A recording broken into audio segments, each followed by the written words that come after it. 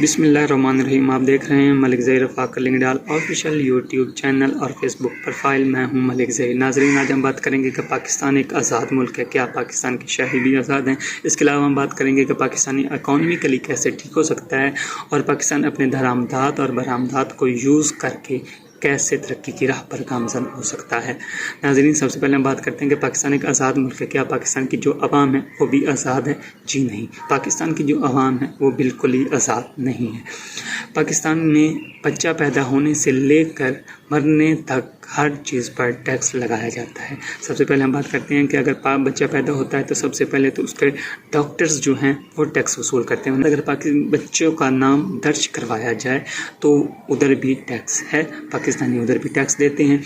उसके बाद बच्चों की जो खुराक है वो उस पर भी हर चीज़ पर टैक्स है। जैसे कि आप दूध लेने जाते हैं मार्केट से तो जो हमें दूध मिलता है उस पर टैक्स लगा हुआ होता है। उसके अलावा इंसान की ज़रूरियात की जितनी भी चीज़ें हैं, चीनी है, घी है, चावल है, पत्ती है और दूध है, हर चीज़ पर टैक्स लगाकर आवाम को दिया जाता है। आवाम से सस्ती चीज़ खरीदी जाती है और उसको टैक्स लगाकर दोबारा ही आवाम को रीसेल किया जाता है।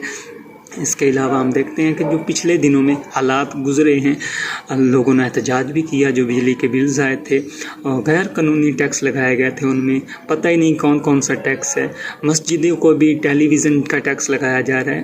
आप ये अच्छी तरीके जानते हैं कि मस्जिदों में कभी टीवी चलता है तो मस्जिदों को भी टीवी का टैक्स देना पड़ता है।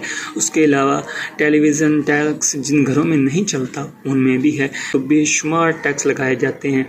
तो इसके अलावा हम चलते हैं कि मरने तक का टैक्स कैसे हो सकता है? जी हाँ, तो मरने तक का टैक्स भी है। जब इंसान मर जाता है तो जब बताया जाता है कि जी हमारा वालिद साहब या हमारी वालदा फौत हो गई है तो उसको लिखने के लिए का भी वो टैक्स लेते हैं। पाकिस्तान में ये शो करने का कि आपके वालिदैन फौत हो गए हैं तो उसका भी टैक्स आवाम देती है।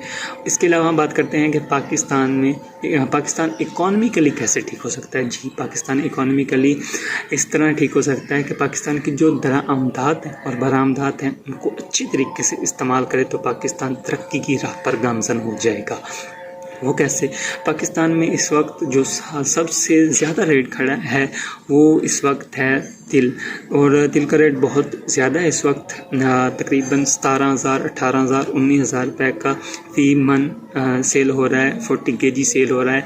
इसी तरीके से वो इस तरह क्यों सेल हो रहा है? क्योंकि वो ईरान जा रहा है, वो भेजा जा रहा है, इसलिए सेल है। और पाकिस्तान की में मक्की है, गंदम की तो खैर इन्होंने पहले भी किया था। जब चली जाती है पाकिस्तान से एक्सपोर्ट हो जाती हैं चीज़ें तो उसके बाद कहते हैं जी पाकिस्तान में है नहीं, तो दोबारा मंगवाने के लिए ये टैक्स लेते हैं। तो इसके अलावा पाकिस्तान के अगर पोर्ट्स हैं जैसे कि कराची के पोर्ट्स है, मेन बंदरगाह हैं, ये खुल जाएं तो पाकिस्तानी इकॉनमिकली ठीक हो सकता है। जी, अब मुझको इजाज़त दीजिए। अल्लाह हाफिज़।